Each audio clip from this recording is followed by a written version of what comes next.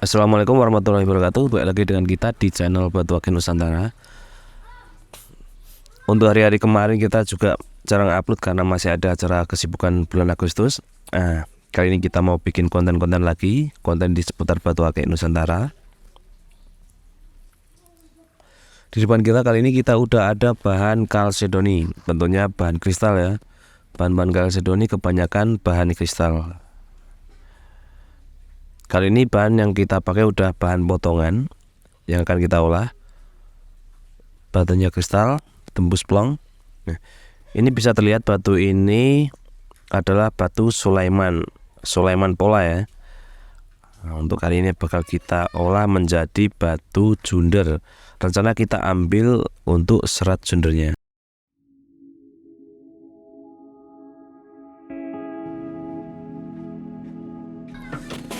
Untuk langkah-langkahnya, langkah yang pertama itu adalah langkah pemotongan bahan, dimana untuk proses pemotongan bahan ini kita anjurkan untuk gergajinya itu cairannya menggunakan solar. Kalau hanya menggunakan solar itu dirasa terlalu mahal, kalian bisa mencampurkan antara solar dengan air, tapi yang paling bagus itu pakai solar. Kenapa pakai solar? Solar dapat melicinkan daripada si gergajinya dan meminimalkan untuk daripada pecah bahan. Bukan pecah tapi lebih ke serat rambut.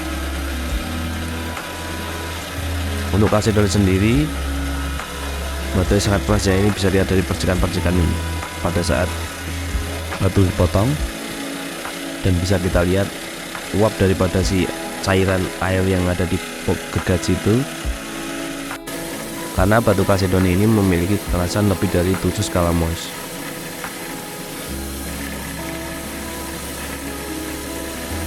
Tentunya untuk batu kalsedoni ini pori-porinya sangat kecil ya. Pori-pori batu kalsedoni ini sangat kecil, sangat padat.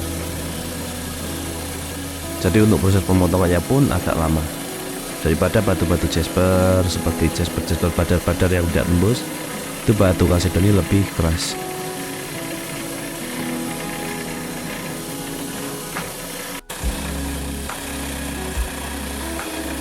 Ini kita potong kurang lebih sekitar 8 mili, 9 mili. Ini untuk antisipasi atau jaga-jaga jika serat pada batu junder itu mungkin terlalu miring, itu bisa kita tegakkan kalau potongan masih tebal, jadi masih aman untuk bidang kiri kanannya. Tapi kalau kita di proses pemotongan udah terlalu tipis, itu kalau kita untuk menegakkan daripada seratnya itu juga lumayan susah. Ini masih di proses pemotongan, lumayan agak lama. Meskipun batunya kecil, tapi kalau dipotong lumayan agak lama. Di sini kita menggunakan gergaji berukuran 12 in. Cara kita pakai solar dengan kita campur air.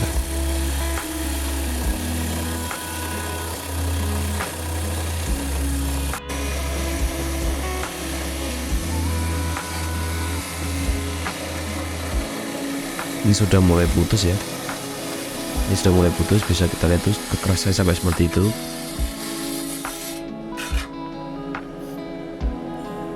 Nah, seperti inilah hasil dari pemotongan kita.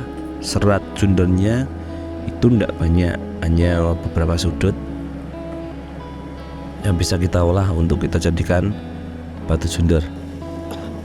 Nah, yang unik di batu ini, untuk jundernya kita bakal pilih yang bagian atas. Kita ambil pensil dulu, kita pilih-pilih. Nah, yang inilah yang bakal kita buat junder. Karena bahan model seperti ini, jundernya bakal menjadi junder 3 dimensi. Jadi jundernya itu garisnya garis kertas. Untuk bagian kiri kanannya itu dia hanya bening, bukan junder garis banyak ya. Karena untuk cari junder yang model seperti ini juga lumayan susah, karena bahannya harus model seperti ini. Nah, bahan ini juga bisa dimanfaatkan untuk bahan batu kendit, dimana batu kendit itu udah kita jelasin di video-video sebelumnya, apa itu batu kendit dan gimana proses pembuatannya. Nah, ini bakal kita ambil batu jundernya. Setelah kita pola, kita potong-potong dulu. Jangan lupa digaris pakai pensil, karena kalau kita tidak garis dengan pensil, kalau yang belum hafal nanti biasanya kita bisa menyorot sampai dalam dan akhirnya batu jadi kekecilan. Ini kita pola dulu pakai pensil. Kita potong dulu.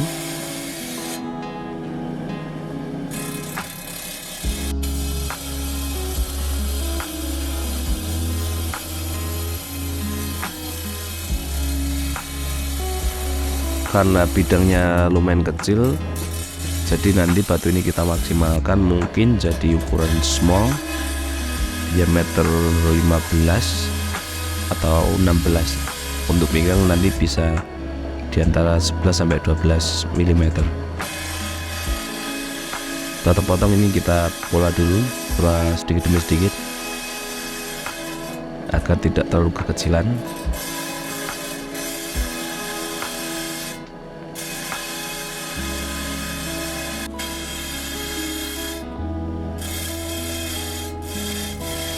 Ini batu ini dasar masih, kalau untuk ukuran 14 mm batu ini mungkin masih terlalu tebal ya, nanti bakal kita potong, kita belah lagi jadi 2.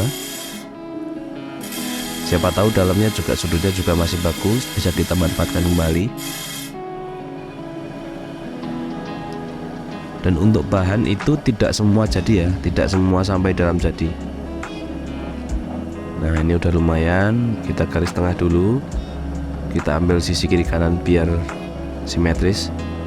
Nanti untuk bagian bawah itu bakal kita buang, jadi kita sisakan hanya garis jundernya.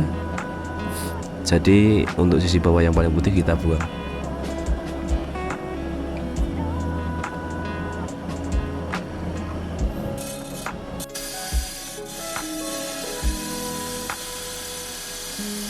Jangan lupa kalau untuk proses pemolaan ini kita bawanya sedikit demi sedikit ya, dan jangan lupa dipola.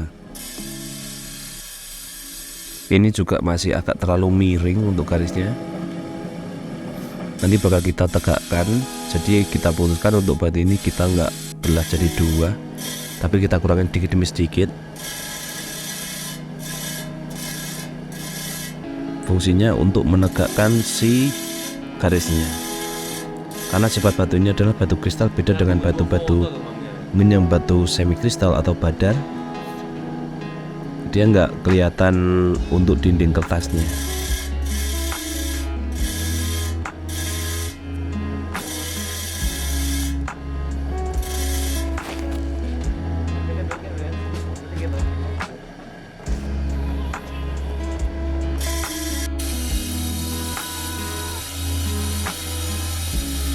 Nah, inilah fungsi daripada batu yang agak tebal untuk batu junder, jadi kita bisa menegakkan daripada si garisnya.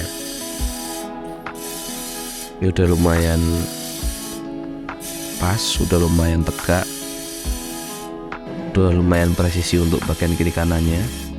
Tinggal kita buang sedikit demi sedikit, kita rapikan, terus kita lanjut ke proses pembentukan dengan menggunakan batu gerinda. Udah lumayan oke ya, ini sudah lumayan cakep, kiri kanan juga udah lumayan simetris.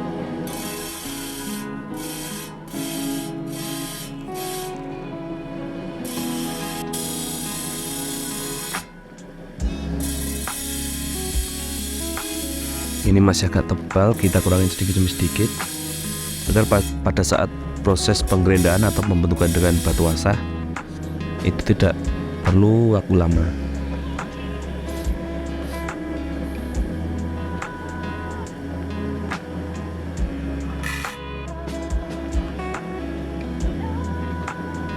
Seperti ini hasilnya. Di belakangnya udah beda ya, untuk garisnya udah beda. Untuk proses selanjutnya kita bentuk dengan menggunakan gerinda batu asah. Yang pertama kita lakukan adalah proses perataan bagian bawah.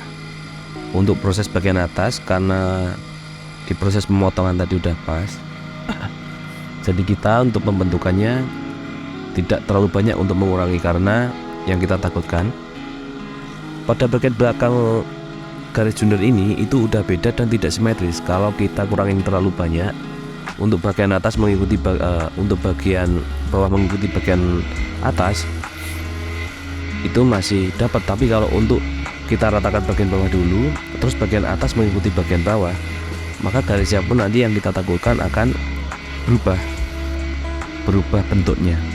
Jadi ini kita putuskan untuk membuat atau kita proses dulu bagian, nah yang ini kita lakukan adalah proses pembentukan bagian atas dulu. Atas selesai, nanti bawah mengikuti bagian atas untuk ketebalannya. Ini baru kita pinggul atau kita bentuk bagian sisi-sisinya, tapi cuma sedikit demi sedikit.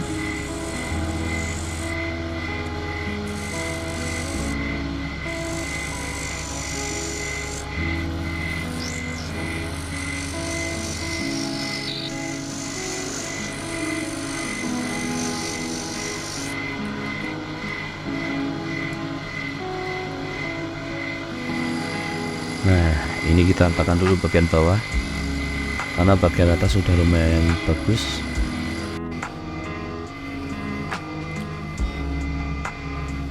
Untuk sekarang kita membuat batunya itu pakai kocor air ya, karena untuk meminimalis daripada batu pecah.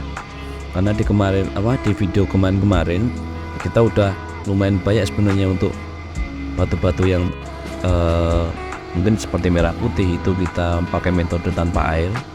Memang hasilnya kalau kita bilang itu bagus yang tanpa air, karena batu juga kena panas lebih, taponnya mengangkatnya juga lebih banyak, tapi untuk resiko rawan pecah itu juga lebih besar. Nah, kita putusin menggunakan air. Nah, ini proses pembentukannya udah lumayan oke. Untuk ketebalan juga udah lumayan ya. Nah, ini kalau yang kita buang bagian belakang, maka bentuk bagian belakang pun akan sedikit mengikuti bagian atas. Tapi kalau kita kurangin yang bagian atas, bentuknya pun akan mengikuti bagian bawah, dan kebetulan bentuk bagian bawah itu nggak sama dengan bagian atas. Yang kita takutkan bentuknya pun akan jadi berubah. Setelah proses pembuatan dengan batu gerinda, sekarang kita lanjut ke proses pengampasan. Perlakuan untuk batu kalsedoni itu sama dengan batu kalsedoni lainnya. Ya, ini memang batu junder, tapi untuk spesies batu itu sama dengan batu red baron, yellow kalsedoni atau orange kalsedoni cat eye yang kita bikin sebelumnya itu spesiesnya sama. Cuman perbedaannya kalau untuk red baron itu color stone atau batu warna. Kalau yang ini batu junder atau maksudnya di kategori batu motif. Untuk pengamplasan kita selalu memakai 4 kali tahapan, yaitu dengan menggunakan amplas berukuran 360, 500, 800, dan 1000. Kadang kita juga menggunakan batu berukuran 1000 tapi udah kita pakai lama. Itu untuk batu-batu seperti semi kristal, kalsedon tapi yang semi kristal. Itu kadang kalau kita poles dengan menggunakan batu hijau ada yang tidak mau mengkilap. Jadi kita pakai metode finishing dengan menggunakan amplas berukuran 1000 yang udah lama. Bisa juga kalian pakai ukuran 2000 atau 5000. Itu juga bakal banyak memberi pengaruh mengkilap daripada si batunya. Untuk proses pengamplasan, kalau batunya model flat seperti ini itu nggak membutuhkan waktu lama ya. Ini kita udah masuk ke proses pengamplasan yang terakhir, pengamplasan yang keempat. Ini masih kita poles bagian sisi-sisinya. Kemudahan daripada batu flat itu menggosoknya kita nggak membutuhkan waktu lama. Beda kalau kita menggosok untuk batu kabocon. atau gosongan yang mumbul itu kalau nggak terlalu rata itu bakal kelihatan seperti cutting-cutting, potongannya bakal kelihatan. Setelah proses pengamplasan bagian atas selesai, ini kita ke proses pengamplasan bagian bawah. Kenapa kita kerjakan yang bagian atas? Karena kita mau menyelamatkan bentuk atau motif yang bagian atas, karena yang bagus yang bagian atas. Ini kita poles-poles lagi dengan menggunakan amplas ukuran 360. Ini bagian bawah ya, bagian bawah.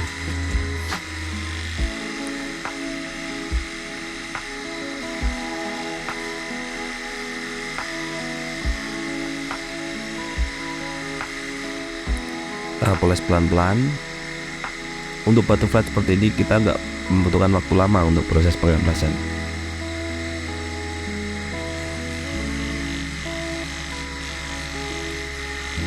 Untuk proses pengamplasan itu seperti yang kita lakukan di batu-batu tadi, di batu sebelumnya, ataupun di batu yang kita bikin ini seperti tahap yang pertama untuk bagian atas.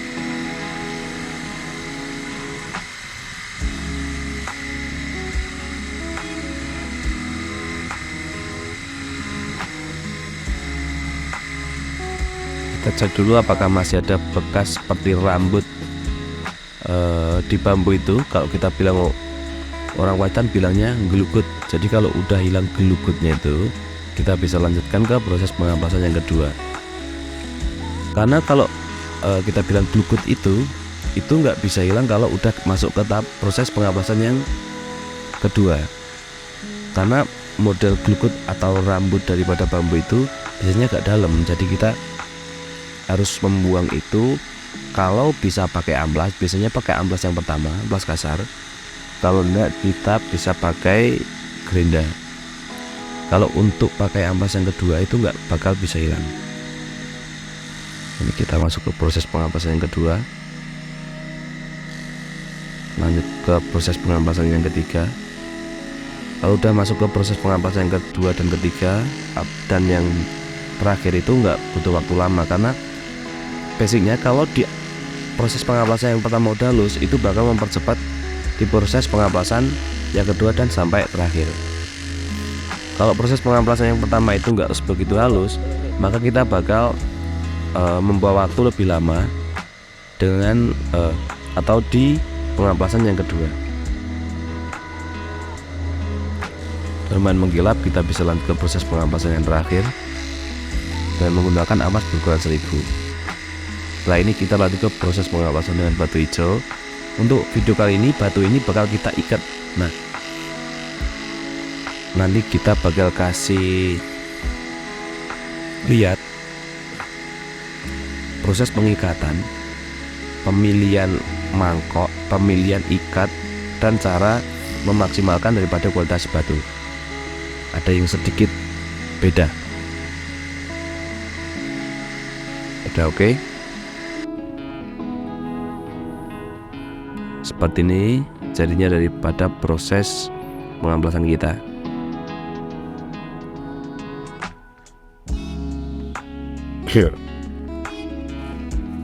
Cakep ya, batunya bening, bersih. Contohnya juga 3 dimensi.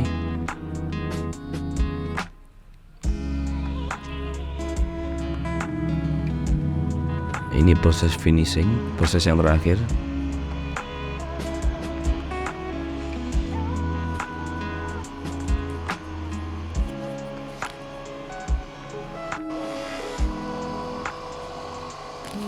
Di proses finishing ini kita menggunakan batu hijau, tapi batu hijau yang kita pakai itu bukan batu hijau untuk mengkilapkan blok motor, aluminium, besi cor atau lainnya ya. Ini khusus untuk batu. Kalau kalian pengen cari serbuk hijaunya ini di Jakarta mungkin banyak ya. Kalau dikatakan di rawa bening kayak gitu mungkin banyak yang jual batu hijau seperti ini. Tapi bukan batu hijau untuk aluminium, karena beda.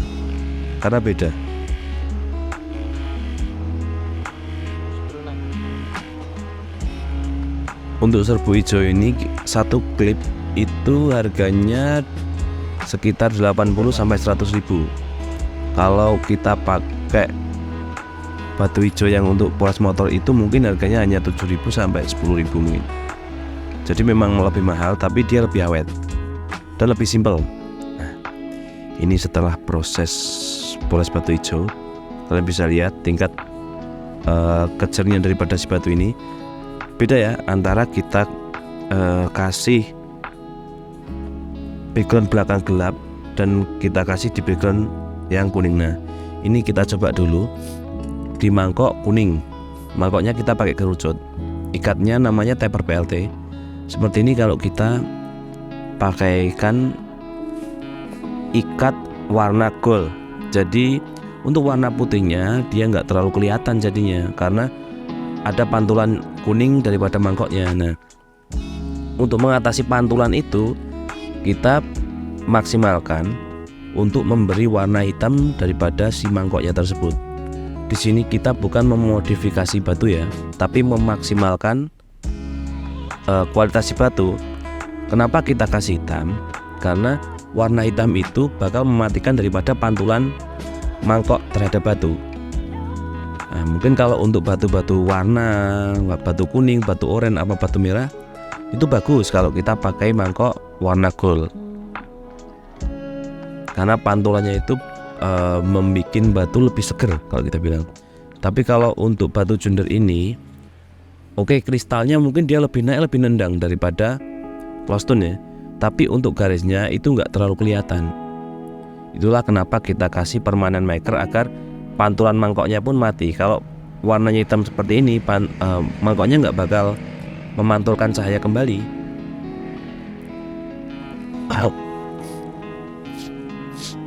Nah, ini udah rata. Nah, ini bakal kita pasang batunya. Nah, seperti ini. Jadi memang dasar batunya itu bening. Kita kasih warna hitam di bagian bawahnya. Jadi dia pantulan untuk mangkoknya mati. Karena kalau kita mau kasih pelong, kita nggak ada alat buat untuk membolong ikatannya. Nah, seperti ini jadinya lebih bagus ya. Lebih bagus, garisnya pun juga lebih kelihatan.